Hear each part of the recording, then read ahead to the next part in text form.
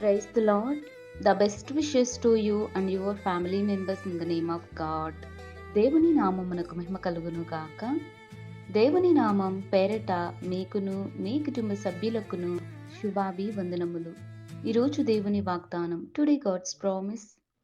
దేవా, నీ సింహాసనము నిరంతరం నిలుచును. కీర్తనల గ్రంథం 45వ అధ్యాయం 6వ వచనం. Your throne, O God, is forever and ever. The book of Psalms chapter 45 verses 6. క్రీస్తునందున్న ప్రియమైన సహోదరి సహోదరులారా, ఈ ఉదయకాల సమయములోను దేవుడు మనందరితో కూడా మాట్లాడుతున్నాడు.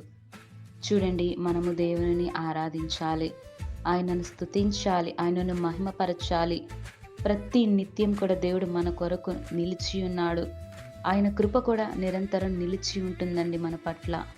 ఆయన కృప లేనిదే మనం ఏమైపోతామో ఒకసారి ఆలోచన చేయండి. అయితే ఇక్కడ భక్తుడైన దావీదు దేవునికి ప్రార్థిస్తున్నాడు. దేవా, నీ సింహాసనము నిరంతరం నిలుచును అని మాట్లాడుతున్నాడు. అవునండి, ఆయన సింహాసనం అనేది ఎప్పటికీ కూడా నిరంతరం నిలిచినే ఉంటుంది. అత్యున్నత సింహాసనుడి మీద ఆసీనుడైన మన ప్రభువైన యేసుక్రీస్తు వారు మనలను చూస్తూ, మనలను ప్రేమిస్తూ, తన కృపతో మనలను నిత్యం భద్రపరుస్తూ, కాపాడుతూ, ఆయన కృపతో మనలను రక్షిస్తున్నారు. అంతటి ప్రేమ మన ప్రభువైన యేసుక్రీస్తుది. మనము కూడా ఆయన బిడలంగా జీవించుదాం, ఆయనను స్తుతించుదాం, ఆయనను మహిమపరుద్దాం. ఆయన ఉన్నతమైన నామానికి మహిమ కలిగేలా ఈ లోకంలో మనం జీవించి దేవుని కొరకు మాత్రమే నిలబడే వ్యక్తులంగాను, ఆయన రాకడ వచ్చేంత వరకు విశ్వాసములోను మనకు దేవుడిచ్చినటువంటి రక్షణను కాపాడుకుంటూ ఆత్మీయతలో నీవు నేను మనమందరమును ఎదుగుదల పొందుకొని ఉందుముగాక. ప్రార్థన. మహోన్నతుడా, సర్వాధికారి, సర్వసృష్టికధికారకర్తవైన మా ప్రియ పరలోకపు తండ్రి, నీకే స్తోత్రములు.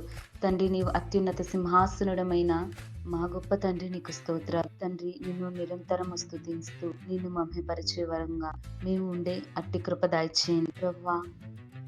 నీ సింహాసనము నిరంతరం నిలుచును అని మాతో మాట్లాడి ఉన్నాం. అందును బట్టి స్తోత్రాలు ప్రభువా. ఈ లోకంలో మనుషులమైన మమ్మలను మేము తగ్గించుకుంటూ నీ నామాన్ని హెచ్చించి నీ ఉన్నతమైన నామానికి మహిమ కలిగి అట్టి కృపా కాపుదల నిత్యము మా మీద ఉంచమని యేసయ్య నామమున ప్రార్థిస్తున్నాను తండ్రి. ఆమేన్.